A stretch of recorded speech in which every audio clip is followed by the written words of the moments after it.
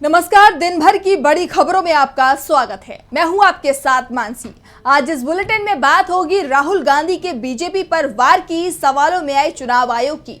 देखेंगे बीजेपी नेता ने कैसे पीएम मोदी की बढ़ा दी मुश्किलें, ईवीएम पर सुप्रीम कोर्ट में कैसे फंसा चुनाव आयोग, जानेंगे किसानों के विरोध के चलते कैसे मुश्किल में फंसी बीजेपी। और बुलेटिन के आखिर में देखेंगे जाने माने कार्टूनिस्ट इरफान की किस खबर पर पड़ी तिरछी नजर। लेकिन तमाम बड़ी खबरों से पहले एक नजर आज की सुर्खियों पर। लोकसभा चुनाव के लिए शुक्रवार को 21 राज्यों की 102 सीटों पर होगी वोटिंग। पहले फेज में कुल 1625 कैंडिडेट्स मैदान में उतरे। इंडिया और एनडीए के बीच अधिकांश सीटों पर सीधी टक्कर, कई दिग्गजों की किस्मत का होगा फैसला। महिला पहलवानों के यौन उत्पीड़न मामले में दिल्ली के राउज एवेन्यू कोर्ट में हुई सुनवाई। बीजेपी सांसद ब्रजभूषण बोले, घटना के वक्त दिल्ली में नहीं था, आरोपों की जांच हो। कोर्ट ने 26 अप्रैल तक फैसला रखा सुरक्षित। कथित शराब नीति घोटाला मामले में 26 अप्रैल तक बढ़ी आप नेता व पूर्व डिप्टी सीएम मनीष सिसोदिया की न्यायिक हिरासत। और शेयर बाजार में गिरावट, 554 अंकों की गिरावट के साथ 72,488 पर बंद हुआ सेंसेक्स, तो 152 अंकों की गिरावट के साथ 21,995 पर बंद हुआ निफ्टी। ये तो थी सुर्खियां। अब बात आज की सबसे बड़ी खबर की। लोकसभा चुनाव में अब दूसरे चरण का प्रचार जोर पकड़ चुका है। दूसरे चरण में 26 अप्रैल को 88 सीटों पर वोटिंग होगी और चुनाव प्रचार को लेकर आज कांग्रेस सांसद राहुल गांधी ने केरल में रैलियां और रोड शो किए। इस दौरान उन्होंने मोदी सरकार को अपने निशाने पर ले लिया। तो क्या कहा राहुल ने, देखिए ये रिपोर्ट। लोकसभा चुनावों के दूसरे चरण का प्रचार तेज हो चुका है। चुनाव प्रचार को लेकर कांग्रेस सांसद राहुल गांधी ने आज केरल में कई जगह रैली की।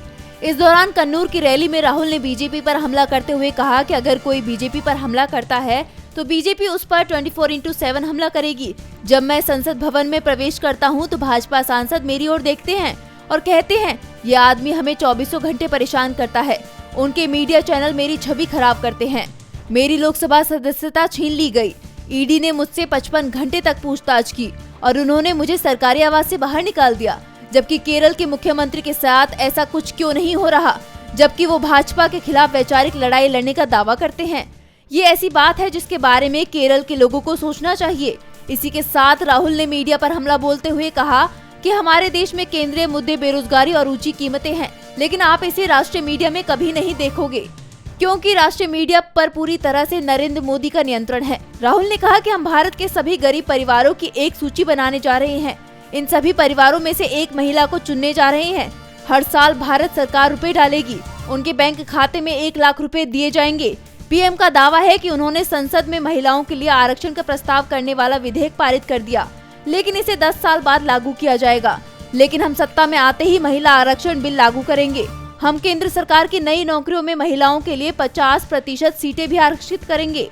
बीजेपी देश में एक इतिहास, एक राष्ट्र और एक भाषा को थोपना चाहती है। उदाहरण के लिए अगर आप केरल में मलयालम को हटा दें तो एक माँ अपने बच्चे को इस महान भूमि का इतिहास कैसे समझाएगी। हम इसी की रक्षा कर रहे हैं, जबकि कांग्रेस और यूडीएफ देश की विविधता को स्वीकार करते हैं। हम विभिन्न भाषाओं, अनगिनत परंपराओं, अलग अलग इतिहासों और सबकी अलग अलग अभिव्यक्तियों को स्वीकार करते हैं। हम महिलाओं को उनके देश के लिए किए गए कार्यों के लिए मुआवजा देने के लिए एक क्रांतिकारी कदम उठाने जा रहे हैं। कांग्रेस लगातार बीजेपी की घेराबंदी करने में जुटी हुई है, जनता की जरूरत से जुड़े मुद्दे उठा रही है, तो दूसरी तरफ बीजेपी धार्मिक मुद्दों को तूल दे रही है, भावात्मक मुद्दे उठाए जा रहे हैं। इसके साथ ही केंद्रीय एजेंसियां विपक्ष के नेताओं को निशाने पर लिए हुए हैं। ऐसे में विपक्ष की तरफ से इसे लेकर चुनाव आयोग में शिकायत भी की गई थी। तो क्या कहा चुनाव आयोग ने, देखिए ये रिपोर्ट। केंद्रीय एजेंसियों के दुरुपयोग को लेकर विपक्ष लंबे समय से सवाल उठा रहा है।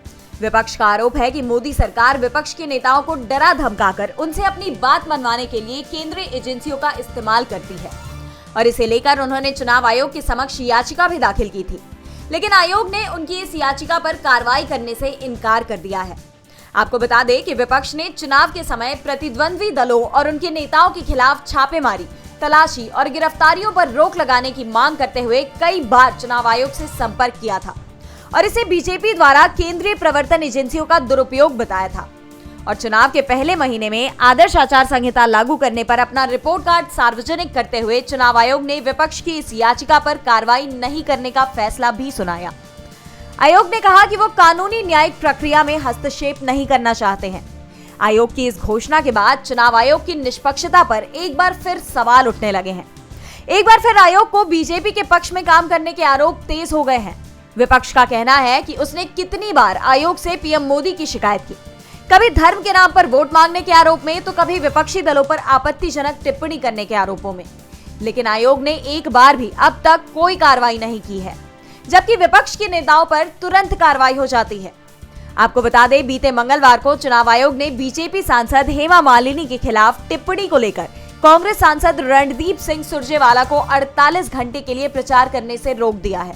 चुनाव आयोग ने साफ कर दिया है कि केंद्रीय जांच एजेंसियों की छापेमारी चलती रहेगी, यानी विपक्ष को अब एक और लड़ाई लड़नी पड़ेगी। चुनाव प्रचार पर भी फोकस रखना होगा। इस बीच बीजेपी के दिग्गज नेता ने ऐसा बयान दिया कि पूरी पार्टी ही मुश्किल में अब आ गई है, क्योंकि निशाने पर पीएम मोदी हैं। तो क्या कहा है बीजेपी के नेता ने, देखिए ये रिपोर्ट। बीजेपी के वरिष्ठ नेता और पूर्व राज्यसभा सांसद सुब्रमण्यम स्वामी ने एक बार फिर से प्रधानमंत्री नरेंद्र मोदी पर तंज कसा है। स्वामी ने अपने एक्स हैंडल पर एक पोस्ट के जरिए अपनी बात रखी। सुब्रमण्यम स्वामी ने कहा कि मोदी की क्रेडिट छीनने की आदत है, दूसरे के काम को वो अपना काम बता देते हैं। स्वामी का ये बयान पहले चरण की वोटिंग से ठीक पहले आया है, जिससे बीजेपी मुश्किल में फंसती दिखाई दे रही है। सुब्रमण्यम स्वामी ने पीएम मोदी पर सवाल उठाते हुए कहा कि वो खुद को हिंदुत्व का सबसे बड़ा नेता समझते हैं, जबकि उनके कारण ही राम सेतु को राष्ट्रीय धरोहर नहीं किया जा सकता है। 9 साल पहले सुप्रीम कोर्ट में मेरी याचिका स्वीकार हो गई थी, लेकिन मोदी ने राम सेतु को राष्ट्रीय विरासत स्मारक घोषित करने से रोक दिया है। आखिर क्यों? मोदी देश के पीएम बन चुके थे, फिर भी उन्होंने ऐसा काम क्यों किया? जाहिर सी बात है कि पीएम मोदी की क्रेडिट छीनने की आदत है। इसी कारण से मोदी ने राम मंदिर के लिए मेरी रीट याचिका को स्वीकार करने में देरी करने के लिए सुप्रीम कोर्ट में एक आवेदन दायर किया था। पीएम मोदी को घेरते हुए बीजेपी नेता ने कहा कि अगर मोदी के पास ये दावा करने के लिए सच्ची राम भक्ति है कि उन्होंने राम मंदिर के पुनर्निर्माण में योगदान दिया है, जो वास्तव में शून्य या उससे भी कम है। दरअसल बीजेपी इस बार राम मंदिर को लेकर जबरदस्त प्रचार कर रही है। दावा कर रही है कि पीएम मोदी के चलते ही राम मंदिर बन पाया है।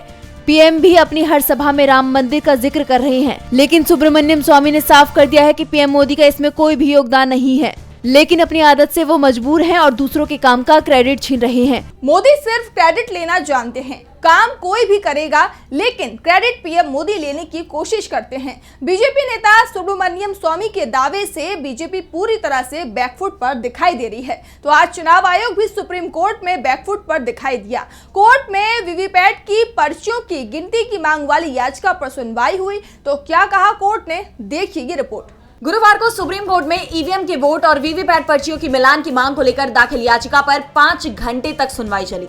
जस्टिस संजीव खन्ना और जस्टिस दीपांकर दत्ता की बेंच ने मामले में एडीआर समेत अन्य की याचिकाओं पर सुनवाई की।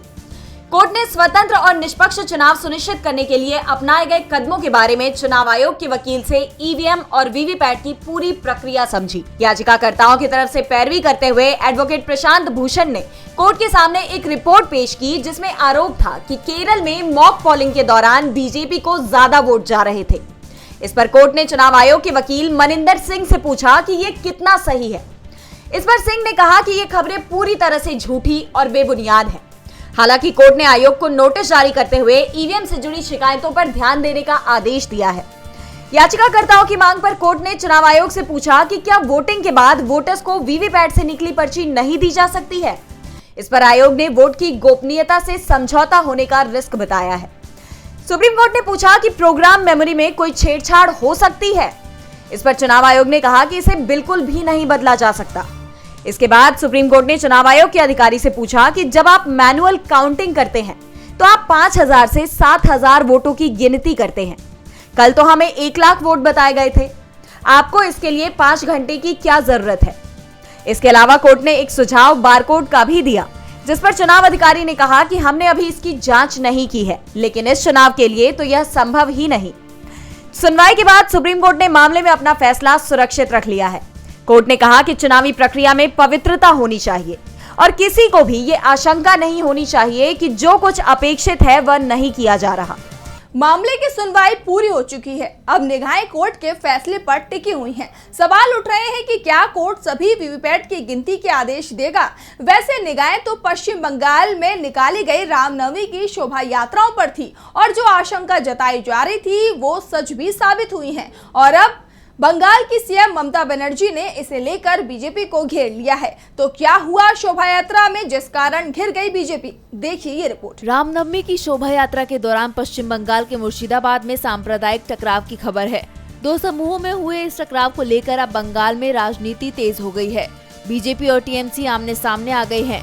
एक तरफ बीजेपी इसके पीछे ममता बनर्जी के बयानों को कारण बता रही है, राज्य सरकार पर मुस्लिम तुष्टीकरण की नीति पर चलने का आरोप लगा रही है, तो वहीं दूसरी तरफ ममता बनर्जी ने इस टकराव को लेकर बीजेपी को घेर लिया है। ममता ने इस घटना को पूर्व नियोजित बताया है। ममता ने कहा कि आपको रामनवमी के जुलूस में तलवारें लेकर जाने को किसने कहा? आपने रामनवमी से एक दिन पहले डीआईजी को क्यों हटा दिया, जिससे आप लोग अपनी मनमानी कर सकें? उन्होंने रायगंज में कहा कि योगी आदित्यनाथ भाषण देने बंगाल आ रहे हैं। मैं उन्हें बताना चाहती हूँ कि पहले खुद का राज्य संभालो। बीजेपी के लोग राज्य में गड़बड़ी कर रहे हैं और हमें बदनाम करने की कोशिश कर रहे हैं। ममता ने कहा कि हमारी लक्ष्मी भंडार योजना को रोकने की धमकी दी जा रही है। मैं कहती हूँ उनकी हिम्मत कैसे हुई।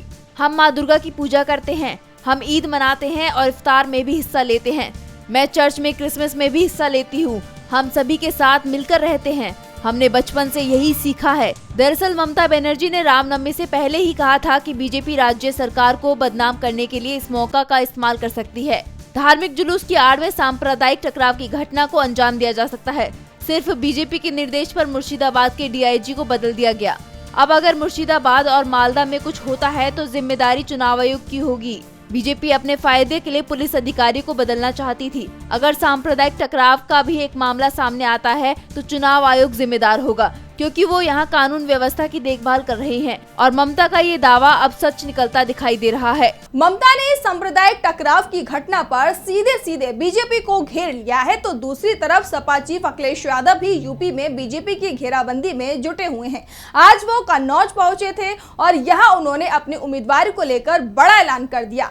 तो क्या कहा अखिलेश ने, देखिए ये रिपोर्ट। सपा प्रमुख अखिलेश यादव कन्नौज से चुनाव लड़ेंगे, इस पर अभी तक सस्पेंस बना हुआ है। गुरुवार को अखिलेश कन्नौज पहुंचे थे। यहां उन्होंने जोन 20 सेक्टर प्रभारियों के साथ बैठक की। बाद में मीडिया के सवालों का जवाब भी दिया, लेकिन चुनाव लड़ने के पत्ते नहीं खोले हैं। हालांकि उन्होंने ये कहते हुए जरूर चौंका दिया कि कन्नौज से किसी के नाम का ऐलान नहीं होगा, सपा सीधे नामांकन कराएगी। जिसके बाद ये साफ हो गया है कि अखिलेश यादव कन्नौज से चुनाव लड़ रहे हैं। वहीं कन्नौज से सपा के जिलाध्यक्ष कलीम खान ने भी इन अटकलों पर मुहर लगाते हुए कहा है कि अखिलेश कन्नौज से ही चुनाव लड़ेंगे। कन्नौज को सपा का गढ़ माना जाता है। इस सीट पर साल 1998 से लेकर 2014 तक सपा का कब्जा रहा है। कन्नौज सीट से मुलायम सिंह यादव, अखिलेश यादव के बाद डिम्पल यादव भी चुनाव जीत चुकी है। हालांकि 2019 के लोकसभा चुनाव में ये सीट बीजेपी के पास चली गई थी। बीजेपी ने एक बार फिर से सुब्रत पाठक पर भरोसा जताया है। कन्नौज सीट पर चौथे चरण में 13 मई को मतदान होगा और इसके लिए नामांकन भी शुरू हो गया है। ऐसे में दावा किया जा रहा है कि अखिलेश यादव 24 अप्रैल को कन्नौज से नामांकन कर सकते हैं। अखिलेश कन्नौज से चुनाव लड़ेंगे, इसकी तस्वीर अब साफ होते हुए दिखाई दे रही है। साफ है कन्नौज और आसपास की सीटों पर इसका असर भी दिखाई देगा और बीजेपी की मुश्किलें बढ़ जाएंगी। वैसे बीजेपी की मुश्किलों को इस समय किसानों ने भी बढ़ा रखा है। खास तौर पर हरियाणा में तो किसानों का विरोध खुलकर दिखाई दे रहा है और राज्य की अधिकांश सीटों पर बीजेपी मुश्किल में फंस गई है। किसानों के दिल्ली चलो आह्वान ने मोदी सरकार को नाको चने चबवा दिए थे। किसानों ने एमएसपी की गारंटी, कर्ज माफ करने समेत अपनी अन्य मांगों को लेकर हरियाणा, पंजाब, दिल्ली के बॉर्डरों पर महीनों प्रदर्शन किया, लेकिन सरकार ने उनकी मांगे नहीं मानी। किसानों का आंदोलन तो नहीं रुका, लेकिन इसके साथ ही सरकार से उनकी नाराजगी भी बढ़ती ही जा रही है। और हरियाणा में जिस डर से बीजेपी ने सरकार में हेरफेर किया, मनोहर लाल खट्टर के हाथ से सत्ता छीनकर नायब सिंह सैनी को मुख्यमंत्री बनाया। यहाँ तक कि किसानों को मनाने की कोशिश में पीएम मोदी ने झज्जर के किसान रामवीर चाहर को संकल्प पत्र की पहली प्रति भी सौंपी, लेकिन अब उसकी ये सारी रणनीति भी नाकामयाब होती हुई नजर आ रही है। लोकसभा चुनाव में हरियाणा की 7 सीटों पर किसान आंदोलन का करंट दौड़ रहा है। माना जा रहा है कि हिसार, सिरसा, रोहतक, सोनीपत, कुरुक्षेत्र, करनाल और अंबाला संसदीय क्षेत्रों में किसान फैक्टर का असर दिख सकता है। सिरसा और हिसार में तो किसान खुलेआम बीजेपी और जेजेपी का विरोध कर रहे हैं। लोकसभा चुनावों को लेकर भारतीय किसान यूनियन और संयुक्त किसान मोर्चा पहले से ही बीजेपी और जेजेपी के विरोध का ऐलान कर चुके हैं। ऐसे में अब बस फैसला इस पर बाकी है कि किसान किस पार्टी को अपना समर्थन देंगे। मामले में बयान देते हुए भारतीय किसान यूनियन टिकैत गुट के प्रदेशाध्यक्ष रतन मान ने बताया कि इसके लिए राष्ट्रीय अध्यक्ष की अध्यक्षता में बैठक बुलाई जाएगी, जिसमें हरियाणा समेत अन्य राज्यों के किसान भी हिस्सा लेंगे। उन्होंने कहा कि फिलहाल ये तय है कि किसानों की सुनवाई करने वालों को ही वोट दिया जाएगा। चुनावों के दौरान प्रदेश इकाई के पदाधिकारी सभी जिलों में जाएंगे और आंदोलन के दौरान किसानों पर हुए अत्याचार को याद दिलाएंगे ताकि वह वोट की चोट मार सके। वहीं चढ़ूनी ग्रुप के प्रदेशाध्यक्ष गुरनाम सिंह चढ़ूनी ने कहा कि बीजेपी और जेजेपी की सरकार ने किसानों पर गोली और लाठियां चलाई हैं, इसलिए वह कभी भी हमारे नहीं हो सकते। जिसके बाद ये तो साफ हो गया है कि हरियाणा में बीजेपी के लिए ये लोकसभा चुनाव आसान नहीं है। और बुलेटिन के आखिर में देखते हैं जाने माने कार्टूनिस्ट इरफान की किस खबर पर पड़ी तिरछी नजर।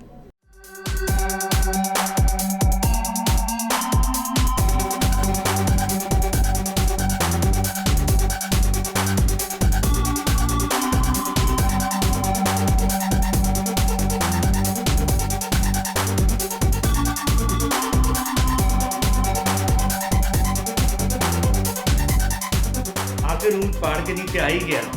आज सुप्रीम कोर्ट ने ईवीएम से संबंधित याचिका पर सुनवाई शुरू कर दी और उसके लिए चुनाव आयोग को नोटिस भी जारी कर दिया। अब देखना यह है क्या देश की जनता फिर से अपने वही भरोसेमंद बैलेट पेपर के ऊपर अपना मतदान करेगी या फिर वही गारंटी वाली मशीन के ऊपर वोट डालती रहेगी।